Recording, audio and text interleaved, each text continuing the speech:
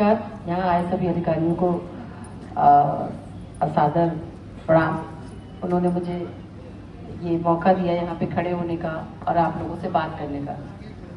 यहाँ पे आए जितने भी हमारे आर्टिजन प्रोड्यूसर कंपनी के डायरेक्टर्स और जो भी हमारे साथी हैं, सभी को मेरा बहुत बहुत नमस्कार। और मैं कल से यहाँ पर हूँ और कुछ लोग मुझे यहाँ पे बहुत अच्छी तरह से जानते हैं और जो नहीं जानते हैं उनके लिए मैं एक बार बताना चाहती हूँ कि मेरा नाम अफसाना खान है। मैं 2002 से एनजीओ सेक्टर में हूँ। मेरी संस्था का नाम नारी कल्याण शिक्षण एवं प्रशिक्षण संस्थान है, जो कि महिलाओं के अपलिफ्टमेंट के लिए काम कर रही है 2002 से। और उसके साथ में अलावा मेरा थोड़ी सी दूसरी पहचान ये है, बीइंग एन आर्टिजन, एक डिज़ाइनर और पैनल डिज़ाइनर जिस हैंडीक्राफ्ट के, और एक स्टेट अवार्डी भी हूँ चिकनकारी में। उसके अलावा मेरे ख्याल से मुझे ऐसी कोई क्राफ्ट नहीं है जिसके बारे में मैंने ज्ञान नहीं अर्जित किया हो और जिसको मैं नहीं जानती हूँ। जो हमारे आर्टिजन हैं वो मेरे साथ में कनेक्ट भी हो सकते हैं, क्योंकि मैं उनसे जुड़ी हुई हूँ, धरातल से जुड़ी हुई एक ऐसी महिला हूँ जिसको आर्टिजन के बारे में पता है, डिज़ाइनर का भी पता है, और एक एनजीओ की प्रॉब्लम भी पता है, और एक पीसी की प्रॉब्लम भी पता है, जो यहाँ पर सब यहाँ पर उपस्थित हैं कि उनके साथ में क्या क्या ड्रॉबैक है, क्या आता है, क्या जाता है। अभी तक जो बताया गया, आप लोगों ने बहुत सारी चीज़ें कल से बहुत सारा ज्ञान प्राप्त किया। डिज़ाइन के बारे में अभी सर लोगों ने बहुत अच्छा बता दिया है मुझे लगता है, और कल से आपको जीएसटी के बारे में और बहुत सारी हैंडीक्राफ्ट की चीज़ों के बारे में, उसके बारे में बहुत सारी नॉलेज दी गई है। इससे मुझे कुछ थोड़ी सी कमी लग रही है, जो शायद एक्सपोर्ट के बारे में बहुत ज़्यादा नहीं बताया गया है, और मुझे लगता है कि वो भी बताया जाना चाहिए था। वो मेरा टॉपिक नहीं है, लेकिन मैं चाहूँगी, कुछ लोगों ने मुझसे डिमांड की, थोड़ा सा आपको नॉलेज है तो आप वो भी थोड़ा सा बताइएगा। जहाँ पे हम लोग पीसी का जो कर रहे हैं काम, उसमें हम लोग के कुछ लोग तो हमारे ख्याल से 2-3 साल से कर रहे हैं, और कुछ लोग उससे भी पहले कर चुके हैं। उसमें मार्केटिंग सबसे बड़ा पार्ट है। मार्केटिंग के बारे में हम लोग बात कर चुके हैं, लेकिन फिर भी हम लोग बहुत सारी जगह पे लैग कर रहे हैं, और हमारे लोग की इच्छा है कि हम लोग उसको आगे बढ़ के करें। मैं डिज़ाइन के बारे में ज़्यादा बात नहीं करना चाह रही हूँ, इसलिए क्योंकि डिज़ाइन के बारे में आप लोग बहुत कुछ समझ चुके हैं, और चिकनकारी और डिज़ाइन का जो सेगमेंट है, और हम सोचे हैंडीक्राफ्ट और डिज़ाइन अगर एक साथ नहीं जुड़ेगा तो कुछ नहीं होगा।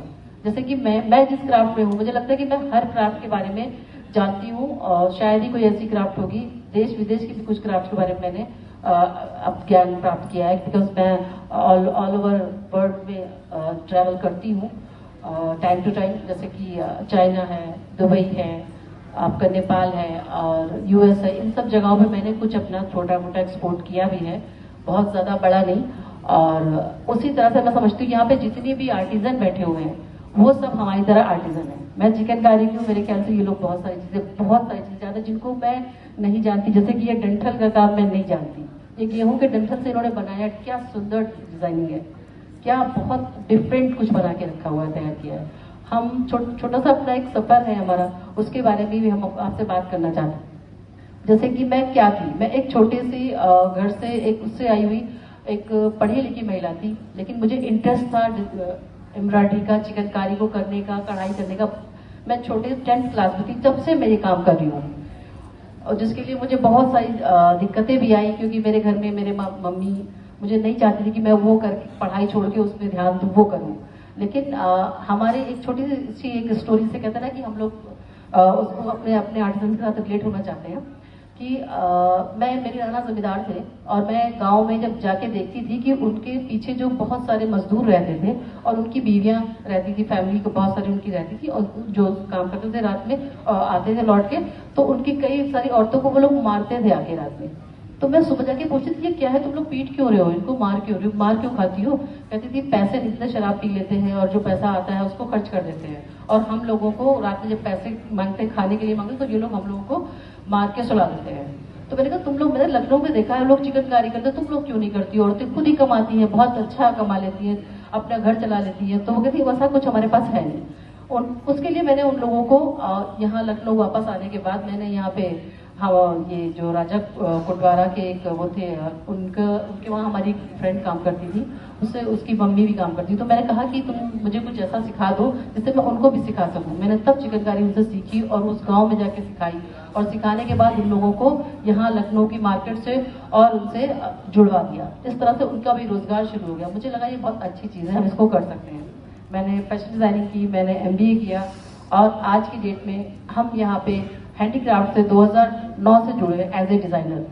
लास्ट 15 ईयर से अगर मेरे 90 से ज़्यादा मैंने वर्कशॉप्स की हैं, वो चाहे चिकनकारी की हो, चाहे वो टेराकोटा की हो, चाहे वो थारू एम्ब्रॉयडरी हो, सब के लिए मैंने डिजाइन किया है। और मेरा कहने का मतलब यहाँ पे ये है कि आप लोग अभी तक जो सुनते आए हैं लिखा पढ़ी वाला, मैं नहीं चाहती वो लिखा पढ़ी वाला बताए।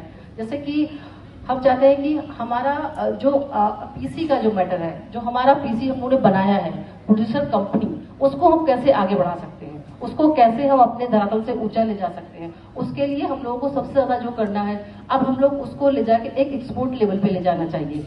जो हमारे सर बैठे हुए हैं उसको हम आगे बढ़ाने के लिए एक्सपोर्ट में भी थोड़ी सी कोशिश करें। डिजाइनिंग का बहुत कुछ हम लोग जानते हैं।